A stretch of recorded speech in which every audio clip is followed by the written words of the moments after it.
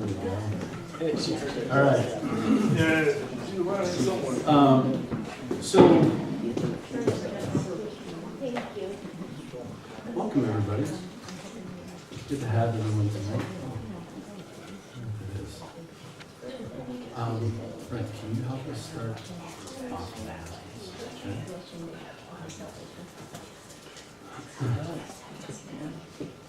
Like maybe there's a little bit something right.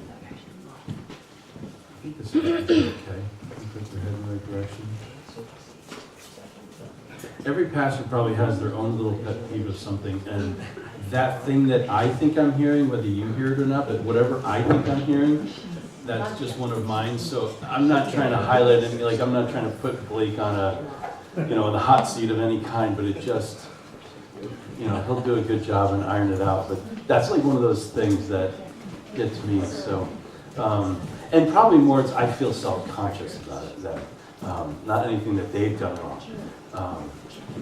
So anyway, while Blake, he'll get that ironed out, and thank you so much for doing that.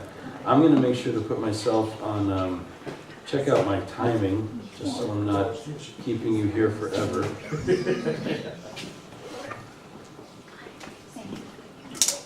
All right. So, tonight, although it's Saturday, and in that churchy official sense, you wouldn't, it's not really that you can celebrate resurrection. And yes, in our case, yes, we do, and yes, we will, and here we are, because this is our time. This is our time, and it's wonderful to do that. And I'll let you in on another one of my little insecurities. At times, when we've gotten to these holidays and celebrations in the past, I felt probably an insecurity of something that says, what in the world can you do that hasn't already been done? And then I think I'm not one to try to put together a real big or flamboyant kind of show in some way. And so I think, oh my goodness, what do you do that isn't just maybe mundane and again, been done before? And so I will have these things at times run through my head, and I'll have to wrestle against them. And so, but over time, I've been becoming more aware of that our primary responsibility is simply to share and proclaim the gospel. Plain and simple. And guess what? You think about basketball, right? You can practice the fundamentals, what they call the fundamentals, which is like dribbling properly, doing a layup properly, shooting a foul shot properly, and there's all ways to pass properly.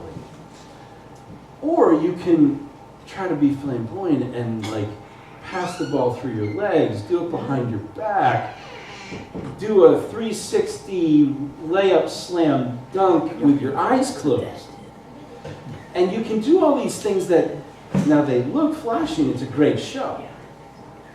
And yet it gets beyond the fundamentals. And the fundamentals for the church are proclaim the gospel and make disciples.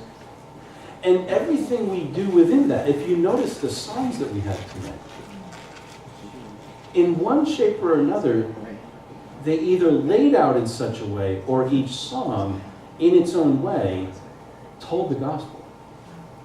And celebrated the fact that Jesus is risen. That's our message, right?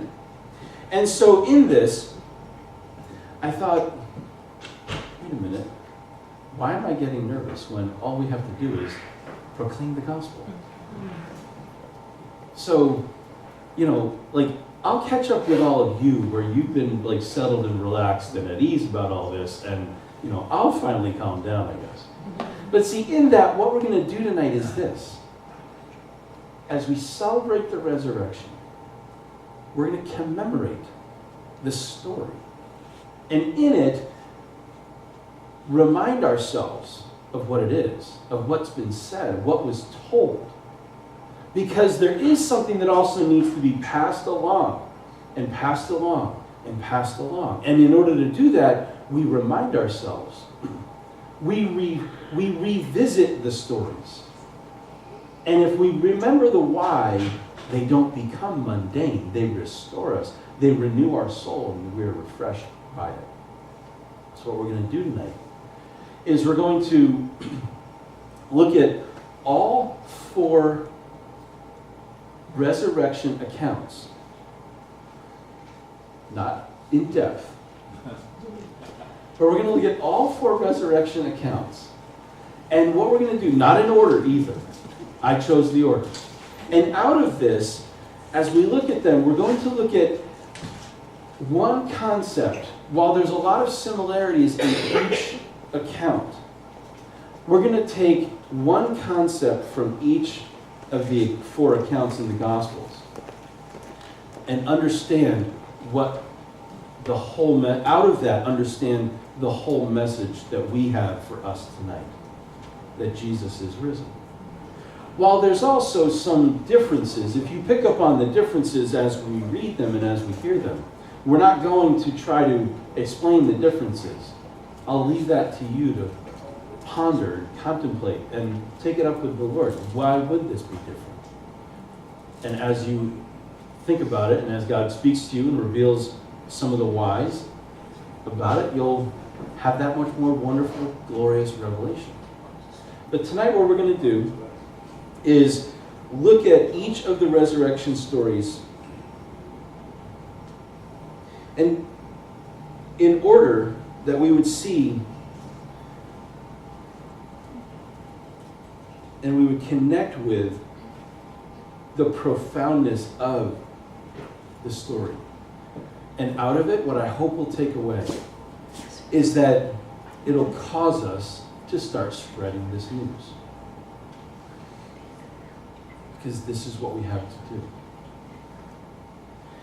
Now, as we begin, the one piece that's consistent throughout all of it, throughout all 4 Gospels, they each share, it feels really much a lot the same, and yet some are a little different. The one thing that is consistent through all of them is that it tells us that the first people to see and become aware that Jesus rose from the dead were women. And I have no desire to try to make something of that without diverging into some bread, and your labor for that which does not satisfy. Listen diligently. But the most powerful part of the message, and when he says, do this in remembrance,